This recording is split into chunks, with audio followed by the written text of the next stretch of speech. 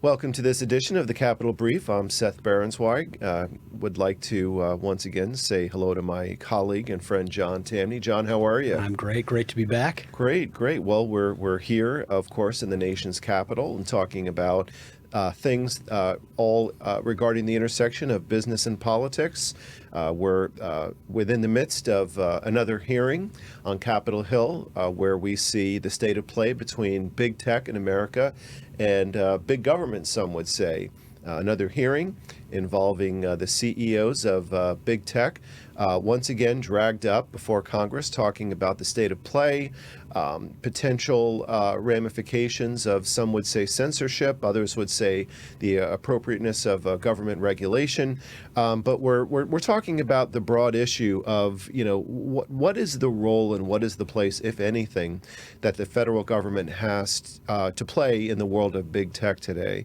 The lead, of course, is presently the latest and greatest from the House Committee on Energy and Commerce, where we have three of the big tech titans in front of the committee getting a grilling. So, John, why don't you start us off with some of your thoughts in terms of this really hot and ongoing topic about what, if any, role the government should have when we're talking about the regulation of big tech in America? Well, what it brought to mind is, I don't know if you remember 2002 and 2003. I don't remember which failed first, but we had WorldCom and Enron fail within 9 months of each other. Right. What's important about this is that these were major companies that died, but the markets hardly moved. There's about 3% decline, but relatively it was quiet. Then Sarbanes-Oxley happened as a response to these failures. Suddenly, we criminalized the reporting of bad data. So basically, CEOs were forced to become accountants rather than innovators. And stocks cratered based on this because it was going to hamstring the future of innovators to be innovators. Mm-hmm. And so I'm thinking about this because at the time, Cisco and some of the big names of technology loved Sarbanes-Oxley. For them, they already had the legal types and the accountants in place. Mm-hmm. This was a barrier to entry for those that would be the next Ciscos. And I thought about this as Mark Zuckerberg saying, each company should have a legal team to make sure that what's being posted is not fake news and different. Right. Facebook would love that, because it's got that in place. It's the businesses that might replace Facebook, and yes, eventually Facebook will be replaced. The smaller, more modestly funded businesses. Yes, the future does not have that kind of legal team in place, and so it really puts the new entrants at a disadvantage. So I love the Starbucks comparative. That is a really creative and insightful reflection. So what you're saying, and I think that there's a lot of COOs and CFOs that would agree with you big time, the Starbucks mountainous burdens of being able to look into the records and have that comparison and that confirmation and signing off on that involves such a large bureaucratic overlay of corporate expenses that it's something that inherently is going to be holding back small business in America, because how are they going to be able to have the resources versus the big guys that are going to be able to, unhappily but successfully plow through that? Is that the thought? Oh, without question. Yeah. Is it any surprise that IPOs declined a great deal after 2003? Right. Suddenly it became very expensive to IPO, and so more and more of them were sold to big technology companies. That's an important thing, distinguishing factor there. But also, can we point out the obvious that the only businesses that know they're not dominant are big tech? They're the only ones that know. They're spending tens of billions a year investing in smaller businesses, buying them, because they know their days at the top are numbered. And so any kind of regulation like this is what they would love to have happen, because right. it does make it more difficult for the entrants to come in and wipe them out. So the crushing effect of yet more regulation from the regulators would be able to be more headwind for the competitors, for the Facebooks and the Googles of the world. Yeah, no question. Yeah, I mean, it's interesting. Let's say that you and I discover tomorrow a cure for pancreatic cancer. Can we bring it to market? In a few decades, no problem. The question answers itself. Right. But if we team up with Bristol Myers or with one of the big pharmas, we could get it to market relatively quickly. Right. And it was another revelation in my time in Washington that I always thought that the FDA was looked on negatively by them because they delay the introduction of new drugs. Oh, no.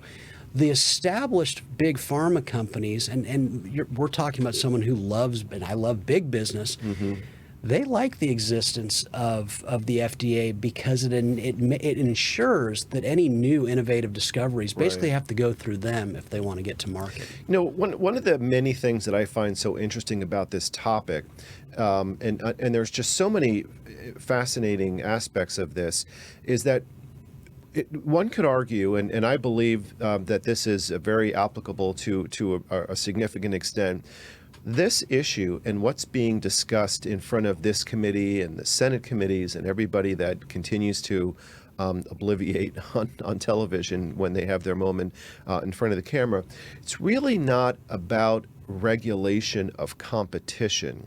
Certainly, it has unintended or perhaps indirectly intended consequences of a competitive nature, such as what you're pointing out, which is very interesting.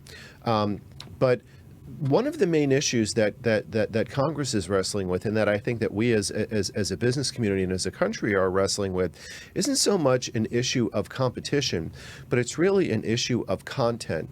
And what I mean by that is that there's a lot of toxic poison that's flowing through the pipes of the internet today. And, you know, we have the First Amendment and the government can come in and Bigfoot that. And obviously any kind of censorship is bad. The problem is that you have so much toxicity that's flowing through with fake news and a lot of harmful information. You can point to specific phenomena, and we could argue about these things all day. There was at least some kind of an indirect impact and effect as it related to feeding the frenzy that flowed into the death and destruction of January 6th. Even putting that aside, as they're discussing in the hearing in front of the House Committee on Energy and Commerce, there's a lot of fake information about coronavirus and about what people can do to be able to save lives. And one of the problems is that when you have a for-profit model, which I'm 110% behind, can you really rely on Mark Zuckerberg to be a good corporate citizen and make sure that they do the right thing to not get fake information out that can literally cause damage and cause loss of life? And that's one of the issues that's being debated in what's known as the so-called Section 230 reform conversation. And it really sounds like a very dry topic, but it's kind of a big deal. It's the part of the internet law that absolves and waves a magic wand of non-liability for big tech for things that are said or moderated on their platforms. And there, as we'll talk about in a moment, there's some real changes afoot that's going to be a really big deal in tech. But do you see any behavioral issues with regard to how people like Mark Zuckerberg are maybe fundamentally incapable of handling some aspect of their business that has a direct impact on you and me and people throughout the country? I don't worry about it. And I guess my answer is, if we're worried about fake news or the inflow of things like that, that just calls for more free speech, not less, for the opportunity for others to say, you know, what's coming out on Facebook is so slanted, or it is because of the algorithms, because of how you get certain forms of news based on how slowly you scroll.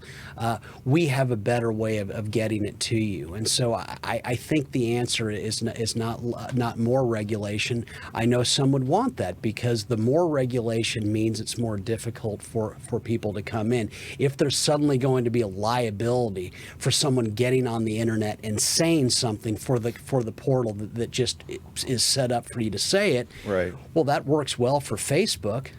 It does not work well for the new entrant that might have a new way of getting information to you. Absolutely, and that goes back to your point on Starbucks.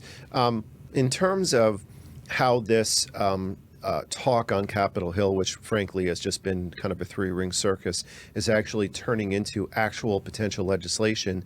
Senators Klobuchar and Warner have drafted legislation that's going to potentially change Section 230, which is the immunity law, to say, look, we're going to start with a very narrow and reasonable approach. We're not here as legislators to, for lack of a better phrase, engage in broad censorship. We don't want to break up companies. We don't want to censor companies. However, there have been specific personal harms that have been perpetrated because there have been falsehoods through social media that have resulted in scams where people have lost a ton of money, have resulted in hate speech and threats, which has resulted in people getting assaulted and sometimes killed. So the thought by the senators is to create a bill that will just shave down a part of Section 230 as it only relates to a platform's failure to timely respond to takedown requests on things that would cause personal harm to people. If something is carved in a very specific, targeted way, how would you feel about something like that? I would say it's wholly superfluous for the reasons we just discussed. Facebook has an incentive to filter out the bad or the fake, simply because it doesn't want to be known as a place, a cesspool for information, for bad information. I say they all do. And I say this as someone who thinks that even if you got rid of Section 230, so many people from my world say, well, Section 230 protects big tech. I don't buy that. I think even without it, it would be very hard for people to file lawsuits against Facebook saying, well, this person said something awful about me on Facebook and it wasn't true. Well, yeah, right. They said it. Facebook didn't say it. And so this idea that somehow this immunity thing from 1996 made Twitter and Facebook possible, I don't take that seriously. Why isn't MySpace still here? Why isn't Friendster still here? These aren't the first, Well, you're certainly not the first or the last person to take that view, and obviously I totally respect it. But I can tell you that as a total blanket shield of immunity, these kinds of laws, specifically Section 230 of the Communications Decency Act, has had some pretty profound impacts. And it's interesting. I can even just talk from my own personal experience. I had a crazy guy, I won't say his name, but he was crazy, was a defendant in a case that I represented a client, and he was upset that we won. So he went to one of these internet billboards and literally posted that I was in conspiracies with judges and then with senators and just all this crazy stuff, accusing something that it was like tinfoil hat stuff. So obviously you knew that it was crazy. And we demanded a takedown, and of course he wouldn't do it. So we went to court, and we also included the internet company, and all the company did is they just said Communications Decency Act, Section 230, and there was absolutely nothing that they were required to do, despite the fact that the things that were up there were so fake and so fraudulent. Now, I don't mean to put myself in the center of the conversation.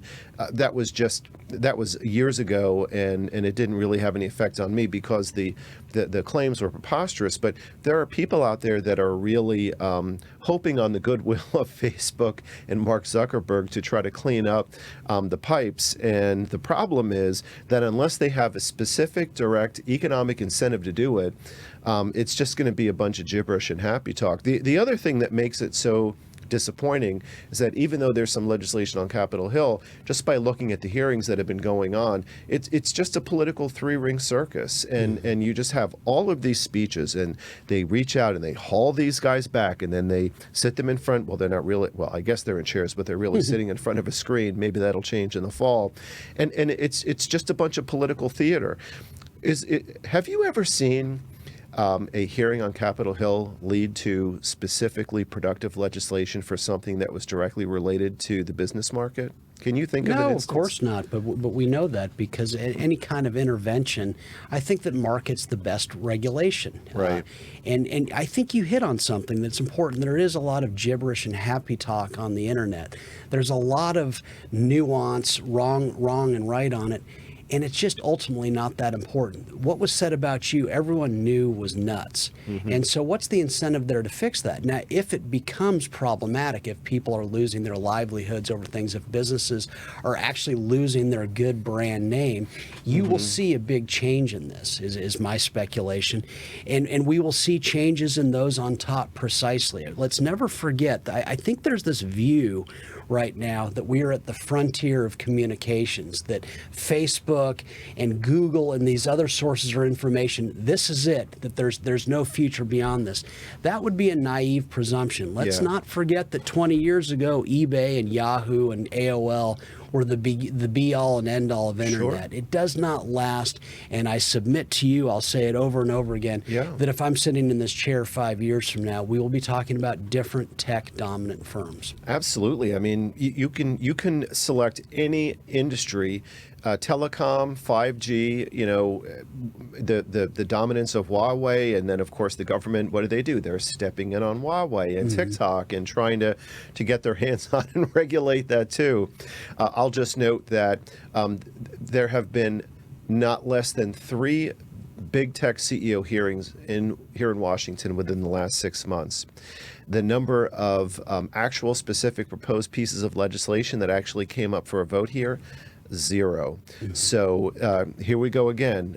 If you want to run a circus, come to Washington. If you want to actually get something done, go to a boardroom, or just start to think about where to invest your money. So where do you think, one of the things that I find interesting in this is that I also look at this, not a lot of people in Washington look at this as a regulatory opportunity, but I look at it as a business opportunity.